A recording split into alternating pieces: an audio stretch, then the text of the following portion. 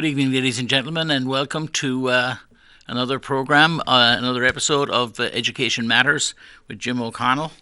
If you're watching live, it's 6 o'clock on the last day of April, April 30th, and people are just back from their school vacations, and we're into the last piece of the year, I guess. We're in the middle of budget season, as you are all aware probably by now. Although there's been not a lot of discussion in the public domain on the topic. There was some at the school board meeting, at the Board of Mayor and Alderman meeting last night, where the superintendent came forward to speak to the school board and let them know answer any questions that the Board of Mayor and Alderman might have. So today, to begin with, today is the last day of Superintendent Bolgan Vargas's, Dr. Vargas's tenure as Superintendent of Schools in Manchester, and I'm very sorry to see him go. I know that many others feel similarly. The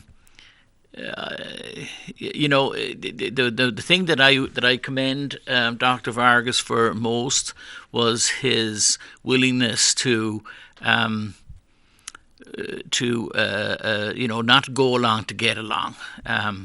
I think he did a good job of working with people. He wasn't confrontational, but at the same time, he was managerial in his approach, and he made it plain to the Board of School Committee that there was a real world out there, that parents were making decisions based on what was happening in our school district, that our school district and its difficulties were having an effect upon our city.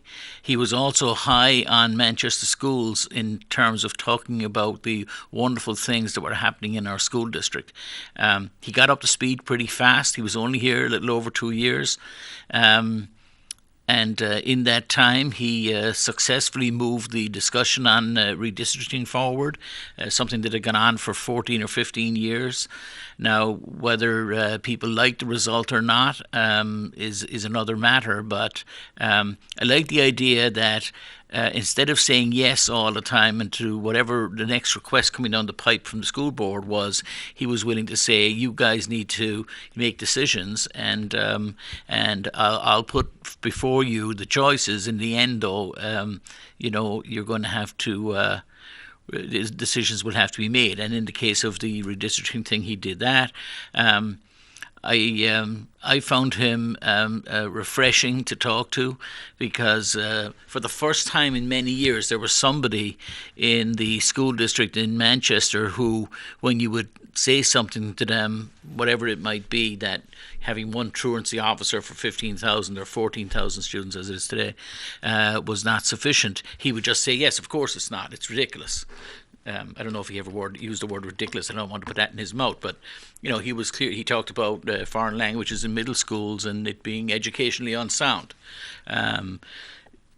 He talked about the need to reduce class sizes, and in the end, he pushed back on the school board, which of course in Manchester politics means that they in turn can push back upon the Board of Mayor and Alderman. So there's a lot of finger pointing goes on in Manchester, which is one of the difficulties, and we'll see how that might change over time. But in the end, the school board, I won't say they didn't have a place to hide, because I'm not suggesting they were trying to hide, but in the end, the circular conversations, at least some of the time, stopped with Dr. Vargas, who would not accept, the relay and pass the baton on to the next person, but say, you can't have it. You can't ask me to do this and question me about this, and I tell you what I need to fix it, and you don't give me what I need to fix it. So, what is it that you're willing to do? So I thought that was helpful. Our school board is without making it personal, so it's not personal, because that's sort of the easy place for people to go and hide behind their battlements and start throwing bricks over the wall, so to speak. It's just a fact that, as it is, it hasn't been a very productive place, and there's something wrong with the dynamic, and not just with this school board, but with a number of school boards as we go back over time, and it's quite upsetting, really, because with the best intention in the world, and with individual members seeing themselves as trying, their best. There's something wrong with it. I heard a school board member the other day talk about 300-page agendas. Well, that's an agenda with addenda on it, etc. But that the amount of work and the number of hours that is spent on the school board, there needs to be a major rethink about how the school board executive sessions actually work. The whole model of having subcommittees dealing with things, and then they come to the board, and they should be coming to the board for executive session, for decisions, for yeses and nos. I mean, it's not like one should be creating documents and policy on the fly on a Tuesday night or Monday night as people think about different things. Rather, this should be the product of some sessions where people have put some deliberation and thought into it and gotten some advice and sought what is the right thing to do, and then bring it forward. And I would expect that if you've got a curriculum or a committee on curriculum, you've got a committee on sports, you've got a committee on student behavior, you've got all your different subcommittees. As a board member, I think most board members should look at the product of those committees, and unless they're convinced that the committee has made an error, I think they should presume a number of things. They should presume that the committee has done its due diligence, that proper questions have been asked at that subcommittee. If they're that interested in the topic, then go attend the subcommittee as a ex officio school board member sitting there. They're always welcome. But the point would be that when you get to the school board meeting, that meeting should be an executive session where there's a brief conversation, and then it gets voted on, and you move to the next topic. Instead of that, it seems that the committee process, the subcommittee process, a lot of people don't pay attention to it, and it's clear as anything that some people show up on a Tuesday night and they haven't asked the questions necessary, and so it becomes a circus. And then people use it as an opportunity to pontificate and grandstand. I've heard some people who feel that one of the problems is that the cameras are in place, and that they feel that Manchester Community Television should no longer. There shouldn't be cameras there because it causes people to grandstand, for want of a word. Now, they're convinced of that. I'm not convinced of that at all. I think that daylight, openness. If we don't like anything that's going on now, can you imagine how the public would feel if we just saw decisions coming out and we had no idea who voted for, other than read them on the paper someplace? So I don't think that's the answer. I think the answer is to have an agenda at school board meetings that is that people stick to, and then I don't know how one could do it legislatively or through rules or an agreement of the board or whatever. But at least there could be a gentlewoman agreement that on any given topic that a school board member be given one or two or three options to speak, or perhaps just one option to speak with an option to reply to anything that might have been said. It becomes dysfunctional, and it's not just dysfunctional for the 14 people sitting around the table and the mayor. It also affects the administration. So when you think about the number of hours in a week and the job that we're asking a pretty thin layer of administrators to do, they're spending one night a week, excluding subcommittee meetings, or once every 2 weeks at a minimum, but often more than that. And they're spending, starting at maybe 6:30 or so, depending on the meeting, and running through sometimes till 1 a.m. So how do we expect anybody to be up at 5 o'clock in the morning, ready to make decisions on snow days, or make sure the schools are up and ready for and rolling, because buses are rolling during the 6 o'clock hour in the morning. So if there are difficulties, people need to have their hands on the wheel, so to speak, and be administrating the district pretty early. And so to have people in City Hall till 1 o'clock in the morning just seems ridiculous to me. But I know that the one thing that is, for good or ill, it looks like there will be a major. We know that there will be a big change in the. If I could just find it, I brought it up here a second ago. So there's going to be a big change at City Hall when it comes to school board members this year, because there are 12 wards, one school board member for each ward. There are 2 at-large positions, and then the mayor. Well, we know that a lot of these people who are the incumbents are not running, and not everybody has announced. But we know that Mayor Craig is running for mayor again, and Victoria Sullivan seems to be the candidate from the Republican side who will run against her. Whether there'll be others or not is not clear.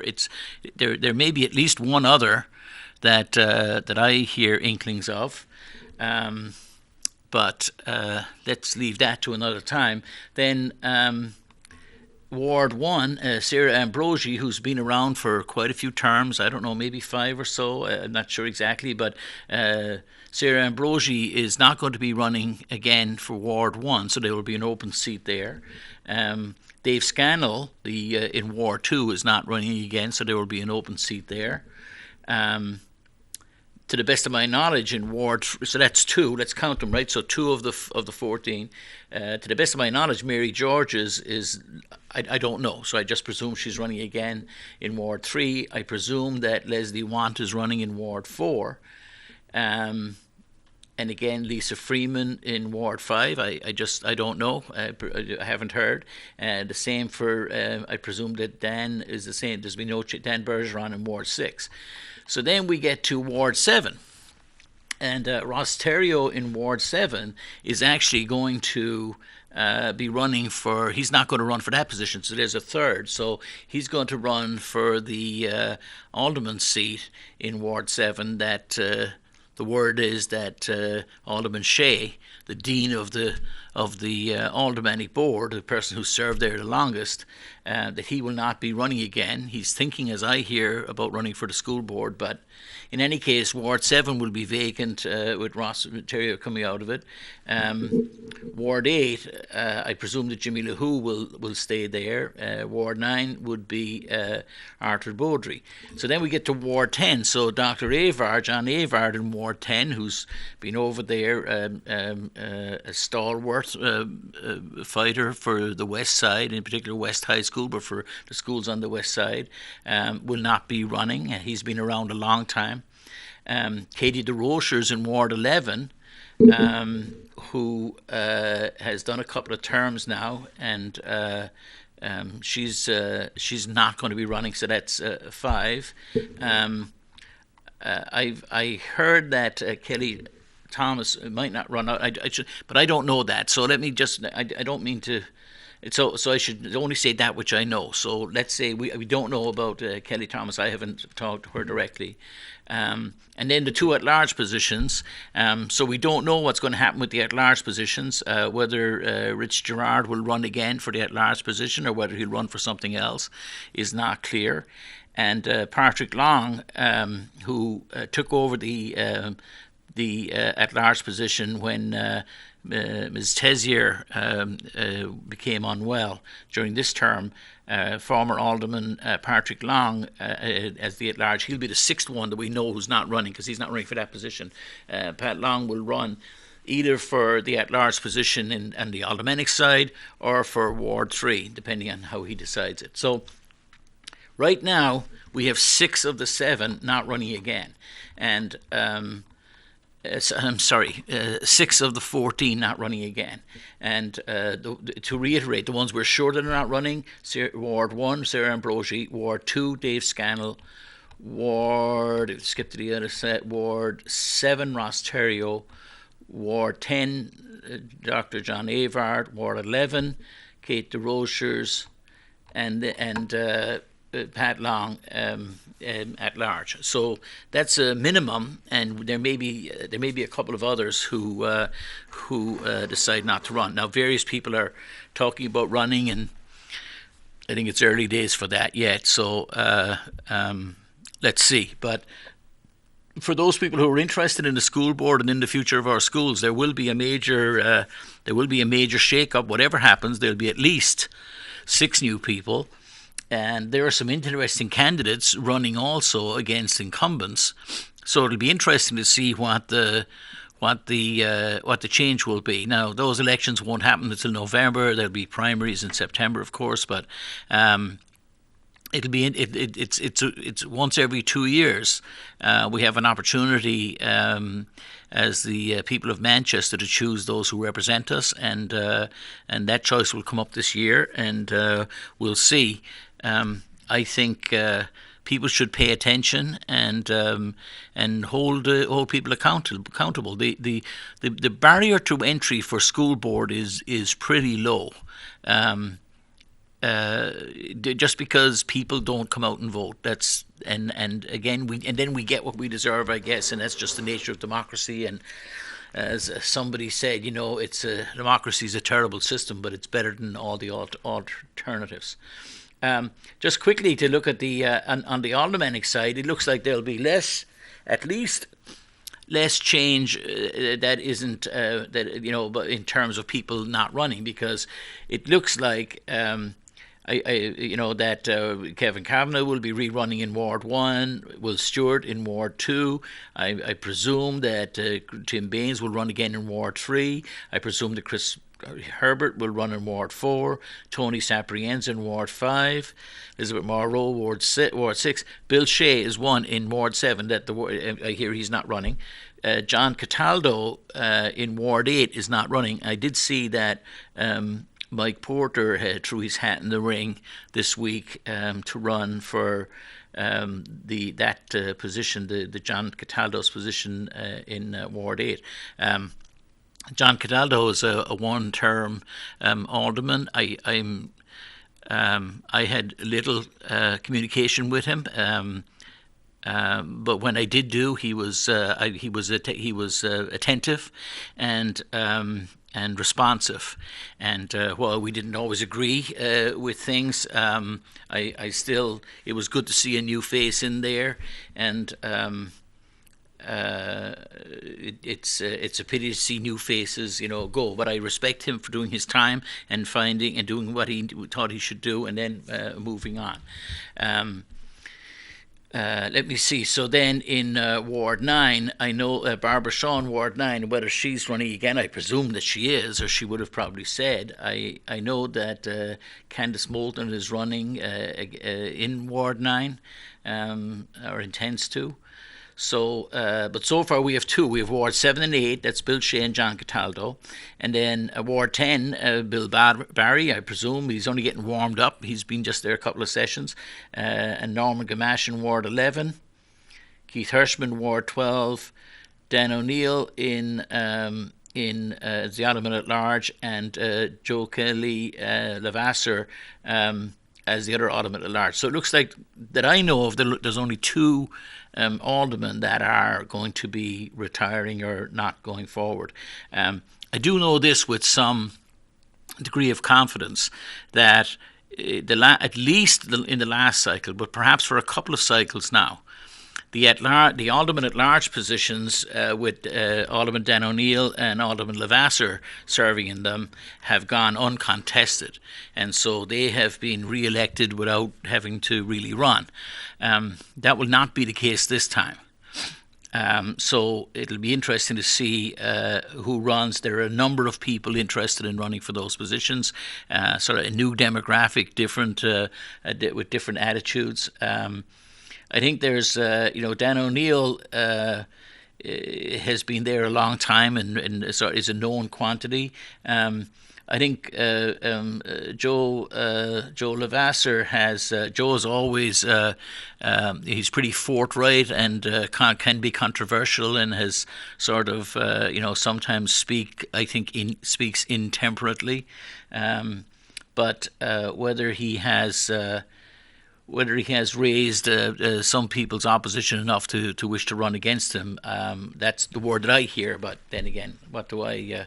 The thing with the alderman at large is you run at large, and wherever it's not as though you're running for that one position. I actually question the whole idea of alderman at large and school board member at large. I don't understand. I'd love to hear somebody argue why it's necessary to have 14 people. What is added? And not talking about the individual persons who are there.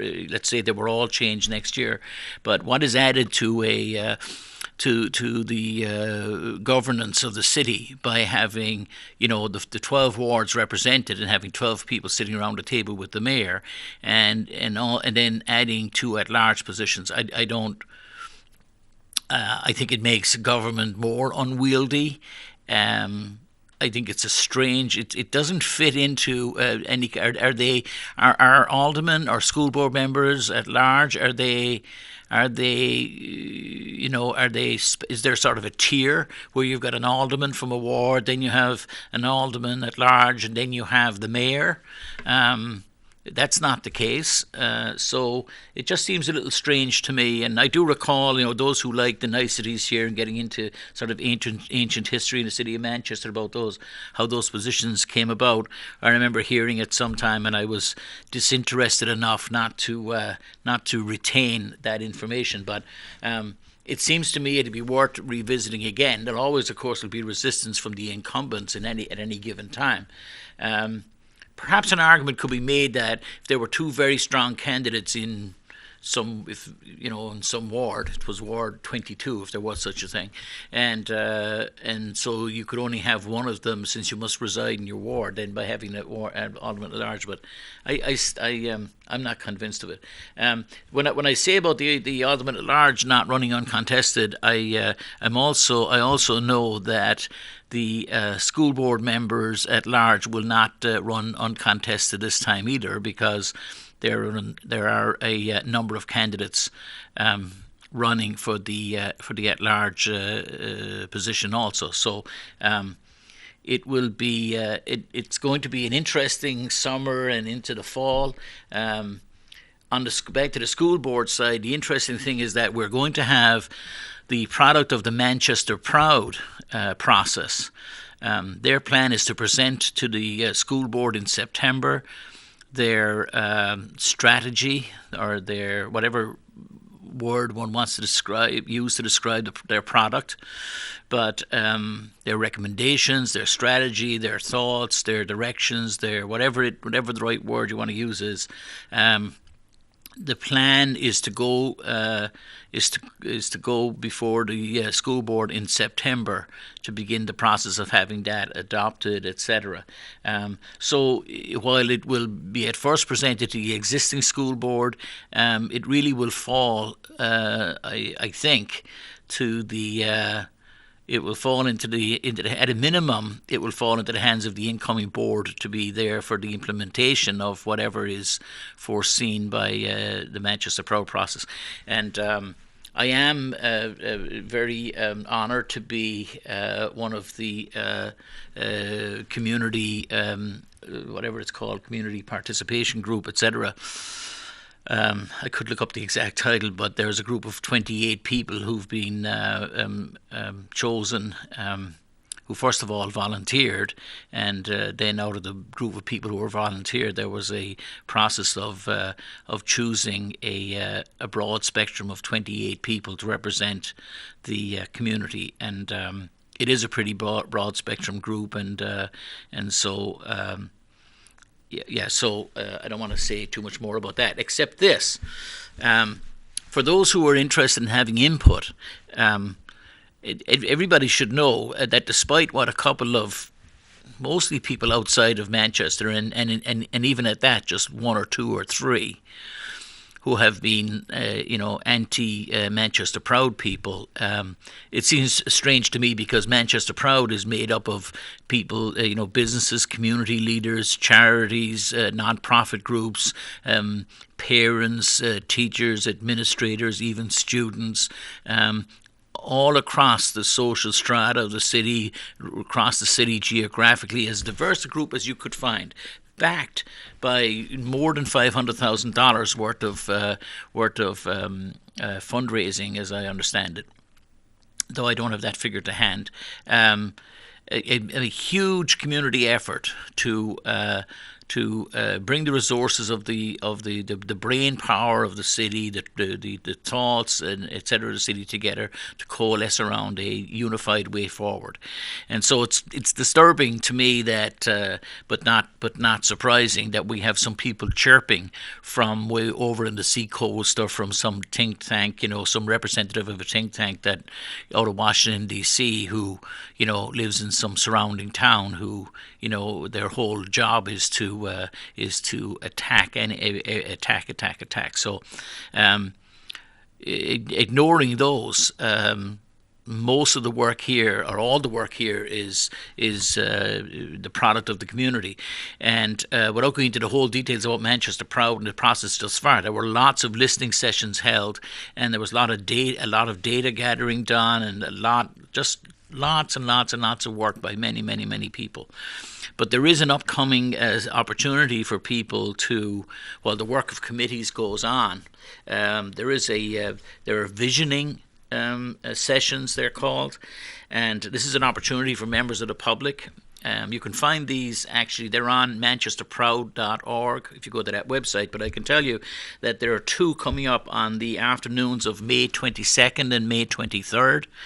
And they're at the SNU Sandbox Collaborative, which is a collaborative space at the SNU at the Brady Sullivan Building at 1230 Elm Street.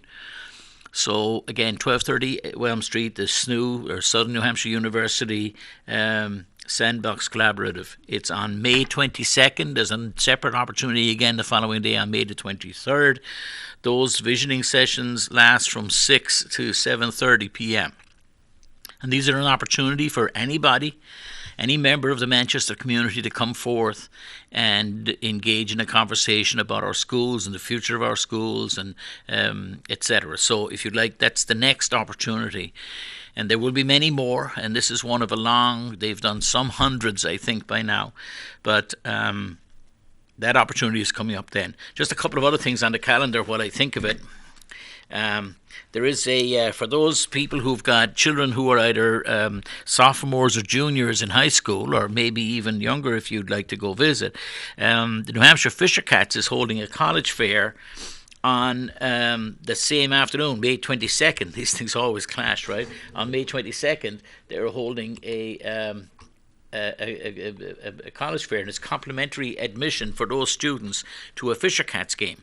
So you get to go to a free Fisher Cats game on May 22nd if you're a student, and you get to go to a college fair, and amongst the colleges there SNU is going to be there, of course, New England College, Salve Regina, Nashua Community College, but Curry, Emmanuel, University of Southern Maine, Riviere, University of New Hampshire, Franklin Pierce, University of Vermont, University of New England, St. Anselm's, UMass Amherst, Western New England, and the community colleges. So if you want to go, it's going to start at 4 p.m.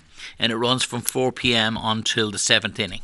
If adults are going or others who are not students are going, it's a $9 entrance fee for everybody. But if you're around with nothing to do on the 22nd of May, and you want to go to a college fair, it's on at the Fisher Cats, or you can go there for a couple of hours and then head down the other end of Elm Street and go to 1230 Elm Street to this new sandbox for the Manchester Proud visioning session. While I'm dealing with a couple of date things, there are a couple of other important dates which which is the state. The state of New Hampshire is having budget hearings. They're having a couple of them, and one of them is here in Manchester, at City Hall on the 8th of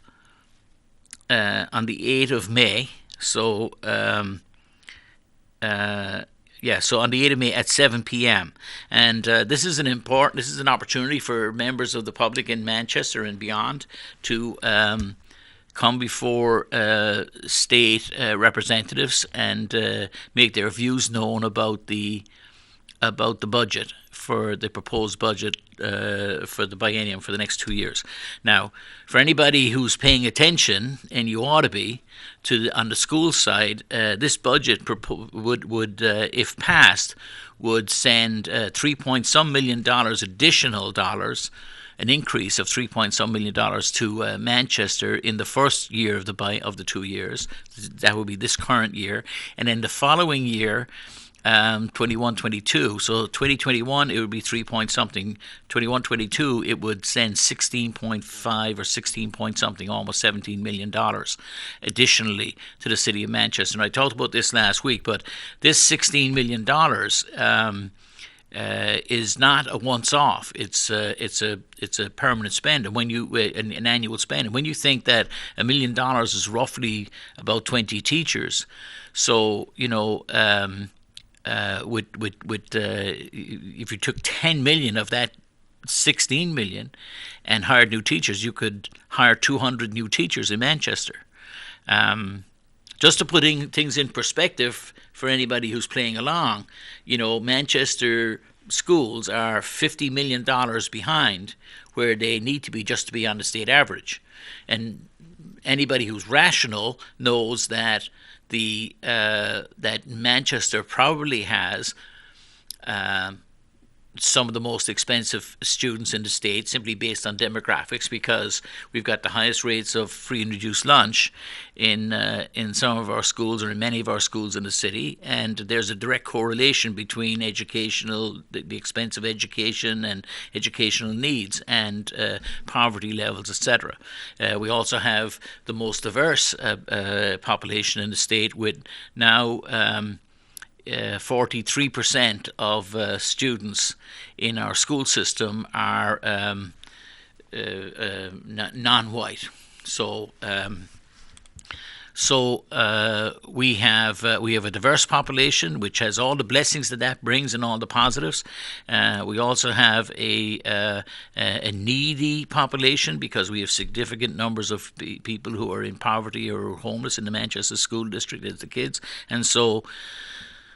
The idea that if we had $50 million more from the state to spend on our school system, that would just bring us to the average. So most people, I think rational people, would say that we need more than that, because we should be one of the more expensive school districts in the state, and then we'd be much higher than an extra $50 million a year.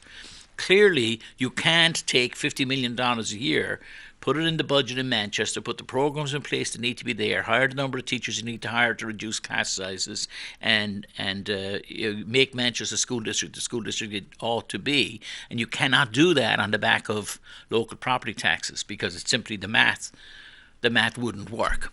So clearly it becomes a state and a federal issue too, of course, but we decide to spend our money on other things. So if you want to be heard on the issue of the proposed state budgets, again, May the 8th at 7 p.m. at City Hall. So that's that. The college fair, we did that.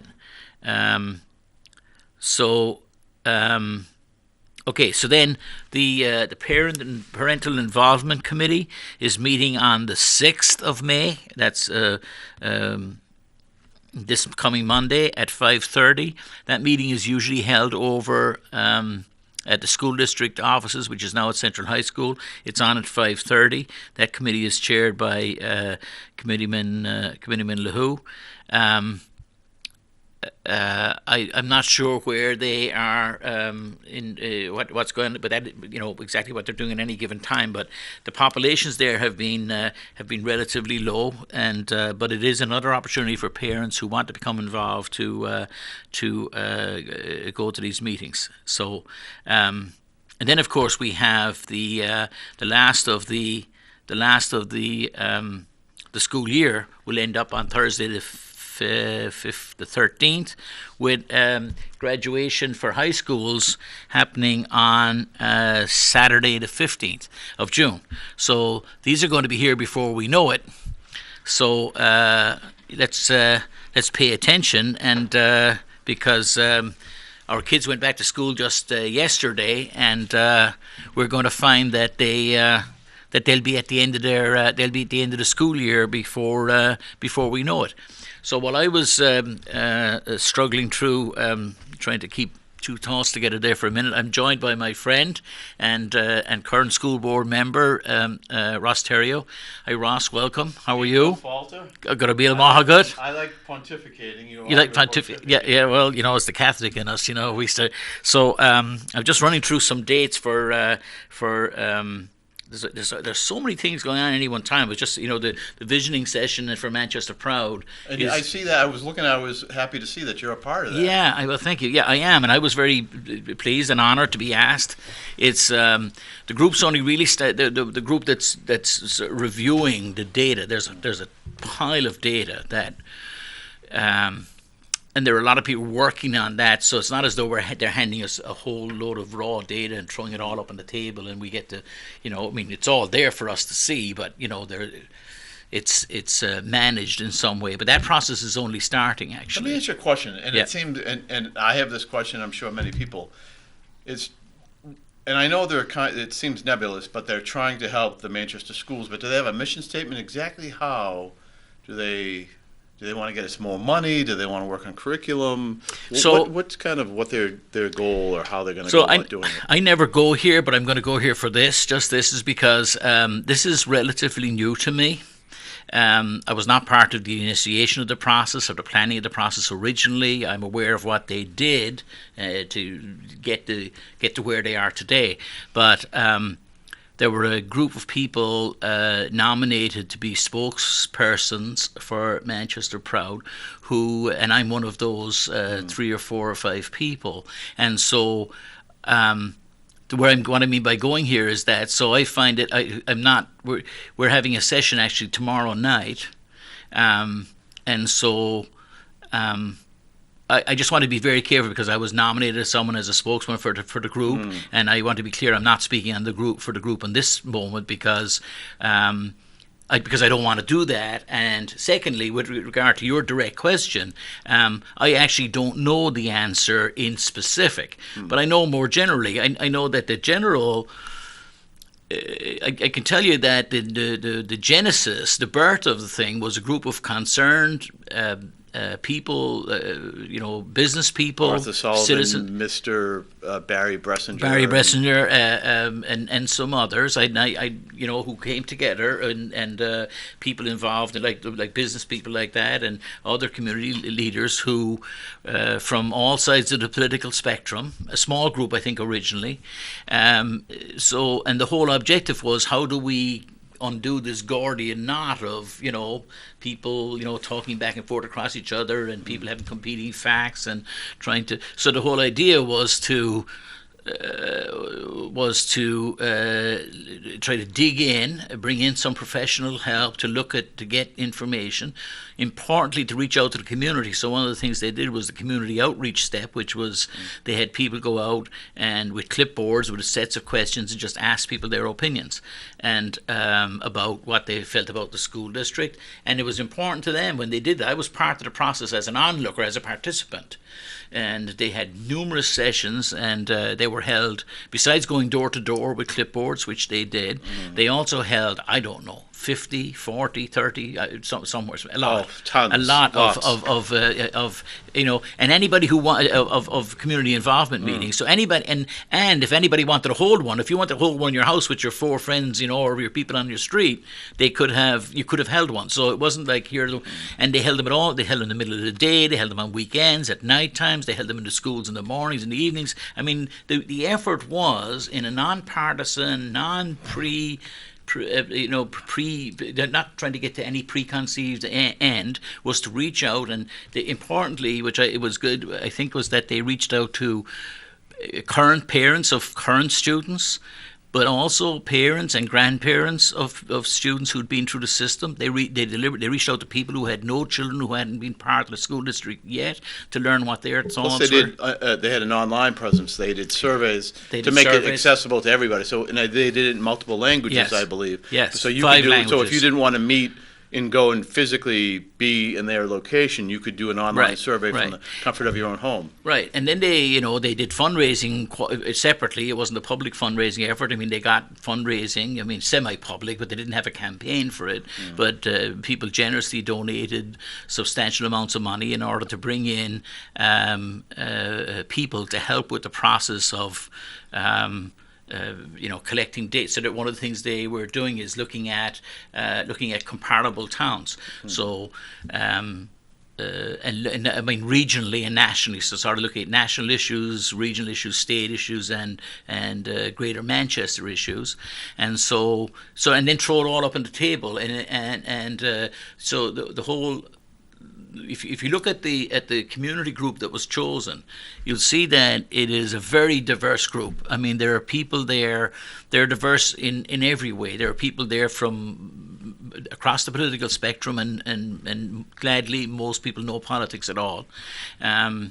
But they represent constituencies that one doesn't always see. So, there were like non-profit groups represented there. There are small businesses, larger businesses. There are some of the big non-profits, some of the little non-profits, community organizations, students.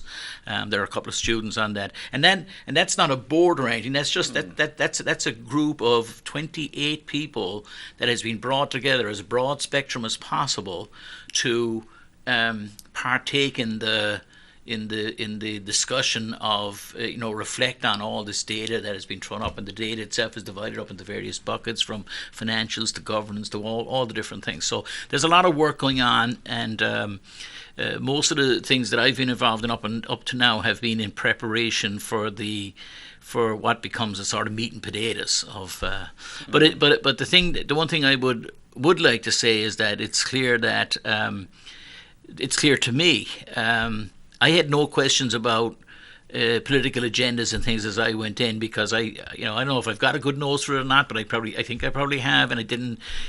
And as soon as I saw the group of people who were selected, my first reaction was like, the usual suspects. No, it wasn't. It wasn't, Rod. That's the point. It wasn't, because I think I'm probably one of the usual suspects. Yes, you are. Yeah. I saw Eric Jackson on there. Yeah. There was a bunch of faces I recognized. Yeah. But there's a lot of faces you would not, right? There's or there were a lot of faces that you would not recognize anything to do with schools or boards or coming to board meetings. I think if you went to that 28 people and said, how many of you people have attended a school board or an aldermanic meeting in the last 12 months? I would expect that only a small minority would raise their hands.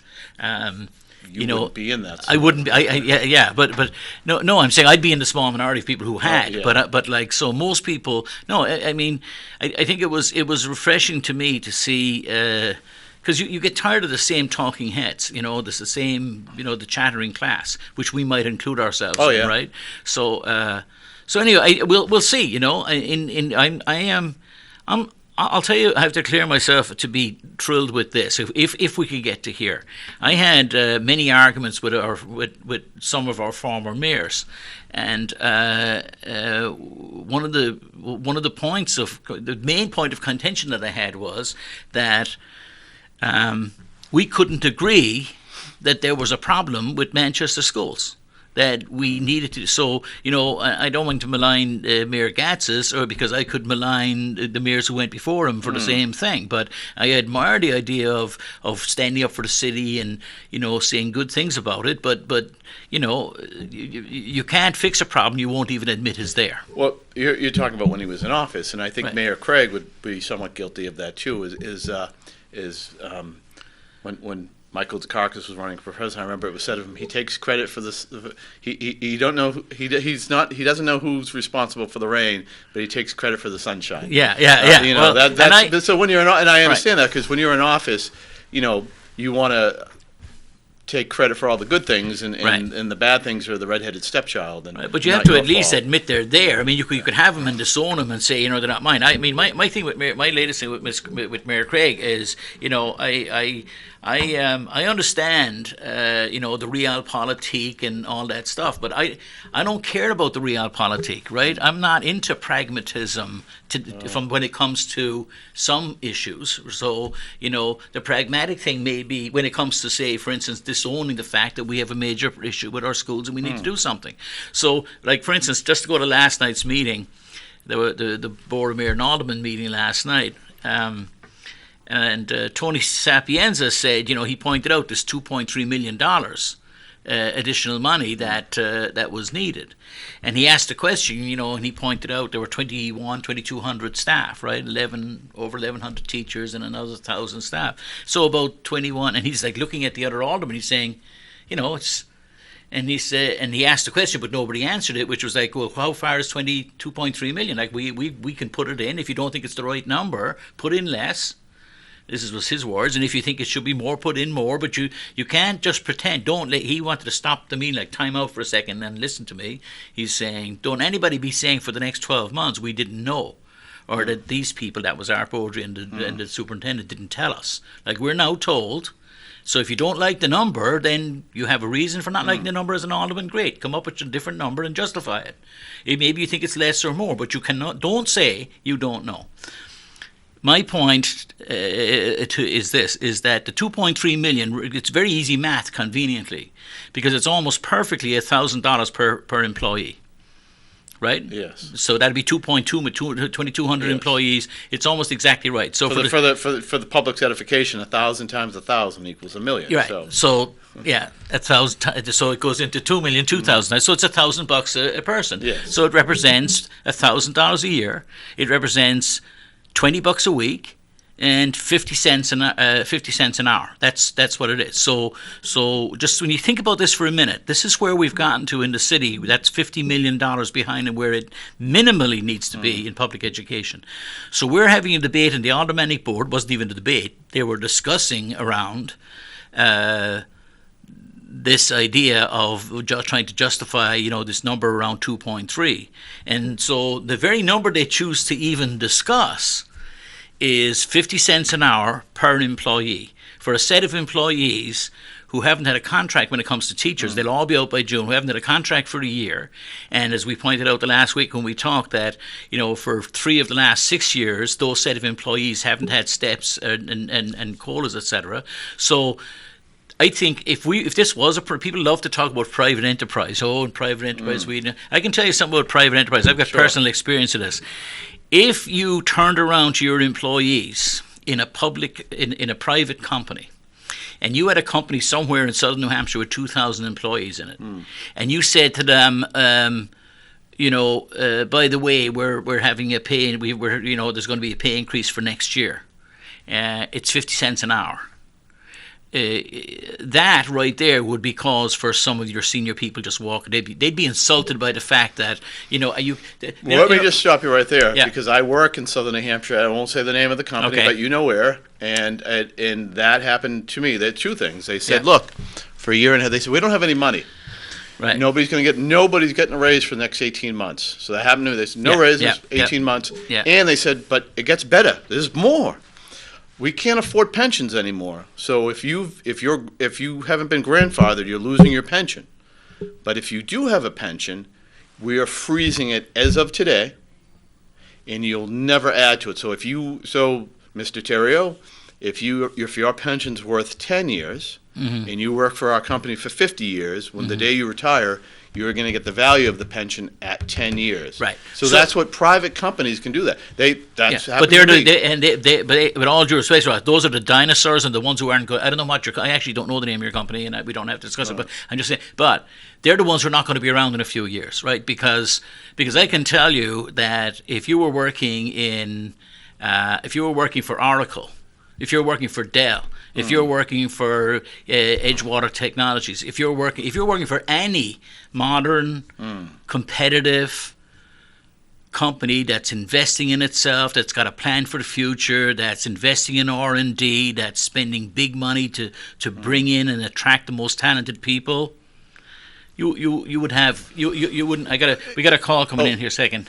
Sorry, 1 second, Ross. How are we doing on time? We're down to got 10 minutes. Hi, good evening. Who we got? This is Phil, Jim. How are you? Oh, Phil, how are you? I'm good. I'm here with Ross Terrio tonight. Hey, Phil. Yeah, Ross, how are you? Good, and you? Good. Jim, I don't want to be argumentative. Yeah. I think Ross is a nice guy. So do I. No, well, all right. We're all agreeing. Ross, I think you think you're a nice guy, right? No, I'm not a nice guy. Oh, all right. I would say a little bit misinformed, though. Let me say it this way. The starting point of the contract negotiations is absolutely, positively ridiculous.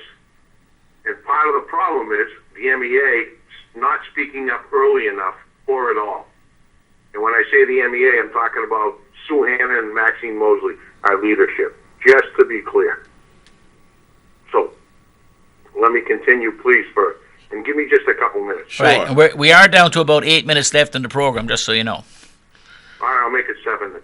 Okay. Go ahead. Number one, we're talking like we're still in the recession. The recession has come and gone. These conversations almost made sense, not to me, but to others during the recession. Right. But here are the facts. Home prices in Manchester and across the country have never been higher. Rents have never been higher. Real wages have never been higher, even adjusted for inflation. Although they haven't grown as much as the stock market, they're growing. The stock market's at an all-time record high. The economy has never been better. So why are we talking about what can we take from them? How can we borrow from Peter to pay Paul? It's absolutely, positively ridiculous. And then we're going to this DeLacy guy that's supposedly an expert, and these are the industry standards. It might be the industry standards in some third world country where people are giving up things. But in the United States, people with the level, and I don't want to sound like, we're above and beyond anybody, but people that work in the school district with educations, and by the way, higher education has never been more expensive. But people that are educated, professionals, teachers, and others, now the industry standard is, you look at high tech, it's unlimited paid time off. You take vacation when you want it. That's how much we value you. Pizza on Friday. We're going to have a masseuse and a nap room and a workout room. Now, I don't want my words twisted that I'm saying that that's what we should have in the Manchester public school system. Right. But I am saying this. When we start the conversation, let's start from something that's reasonable. Maybe that's not reasonable, but what they're starting from is we only have X amount of dollars and we're all done now, so right. How much can we grab from you? All right, so Phil... We already elongated our pay scale. We already gave up huge insurance concessions, and now they want us to go back and elongate it again, give up more concessions, and now they're going after our paid time off and right. our retirement. Right. It's absolutely ridiculous. So, Phil, I'm going to... There's one alderman, my brother, and not because he's my brother, that said, hey, this is crazy. And a couple of my friends, Danny O'Neill included, and Billy Barry, well, if you would have asked for it, we would have given it to you. Okay, so we're going to ask you for X amount of dollars now. You're going to give it to us? It's absolutely ridiculous, and right. It's insulting. Right, and so... not only are the teachers getting buried, the kids are getting buried. Right. And thank God we have people like you, Jim, that'll stick up for it. And people like Ross White do think is a nice guy, and he's coherent. He makes some sense sometimes. But only sometimes. Talking about, no, well, we don't have this and we don't have that, and what about the guy that's working over here and he didn't get this? If you take a snapshot of what's going on in the world today, especially in the American economy, right. Manchester is so far behind in not only paying their teachers but respecting them. Right. It's ridiculous. Right. And guess so, what? So Phil, I'm sorry, but I want to give him a chance to answer. We're down to about 3 minutes, and I want to, if I could just let him answer. I appreciate the call, though. Call in earlier next time. Or better still, come on, All right. we'll do it. Thanks, So- Phil. Thanks, Well, I was Phil. working my second job, so I couldn't come on. All right. Okay, Phil. Thanks, man. See ya. First, I just want to clarify something. Okay. So, our costs are rising so fast in the Manchester School District that the tax cap has already been eaten up. Right. Before we gave $1 of raises. Right. Now, we didn't want to balance it on the backs of the teachers and other staff. Right. So just so everybody's clear about this, what we were due under the tax cap, that money has gone to special ed, healthcare costs have gone up Right. to 10%. That money's already gone. Right. So if we just said, you know what, we're not going to go over the tax cap, there'd be nothing for anybody. Right. We didn't think that was fair to the employees. So what we did is we still did a tax cap budget, but that was a tax cap on top of the tax cap. So Right. so we didn't think it would be fair to just say, sorry, there's no money, which is true. Yeah. I want a lot of people, and this is not a give back contract. Every teacher, we made a point to make sure that at a minimum, nobody would lose money with this contract. So this money is costing the city, over the Right. Technically, it's a 5-year, but really, Right. so the money's coming out over 4 years. Right. So this money it's not a give Understood. back But contract. but can I just say that? Sure. So the problem is, I agree with Phil in this regard. I agree with everything that he said, actually, or 90% of it. The starting point is the wrong starting point, right? Like, the fact is the tax cap is an artificial number to begin with, right? It's a number that we've CPI. chosen. It's the average of 3 years of the CPI. Yes, yeah. It's the But- law of the land, but No, it's the law of the city that we chose to do, yeah, and it's this- been unsuccess. It's been problematic in other places, depending on how you look at it. So it ends up sort of a political view. Because let me I, just for interrupt instance- you real quick. Go And ahead. you've brought this We're down to this 2 thing minutes. up. Okay. If you look at the tax, if you go to the Department of Revenue, look at Yeah. where we're paying taxes. We pay below average for schools. We pay above average For the city, cities. yeah. Our schools could probably be close to correctly fixed if all we did, not raise one penny in taxes, is all we did is readjust our tax rates so that the city was in compliance with the state averages in our schools. Right. Would you say that a lot of our problems could be fixed? So I haven't done that, Matt, in the last couple of years, but it was true before. So I presume it's generally true now. But again, the city of Manchester is the city of Manchester, and I expect the city of Manchester to be more expensive to run than a one traffic light, one street, city, town, somewhere up in the White Mountains, God bless it. So no, I mean the problem is, and I'm sorry we're running right out of time. The problem is that we've seen a downshifting of cost of Manchester, which our local representatives haven't screamed about. Yeah. Awfully, some of them have actually voted for it, and so that. There's a little bit, people love to go off on federal unfunded mandates, which is it could be a big number because of the special ed number, Yes. but it's not, it's one piece. The big piece has been the downshifting, the lack of what's constitutionally required, the funding of an adequate education in the state of New Hampshire, and our state legislature hasn't done that for many years.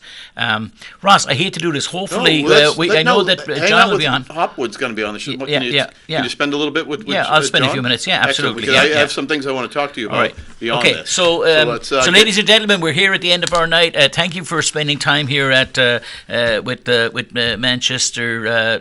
With Education Matters. Quick advertisement for this weekend: St. Joseph's Cathedral tour at 1:00 on Sunday. If you want to come and do a tour, I'd love to have you along. 1:00 this Sunday. Thank you, folks. Good night. Thank you, Jim. Hey, how are you doing? Excellent, and you? I'm good. Thanks.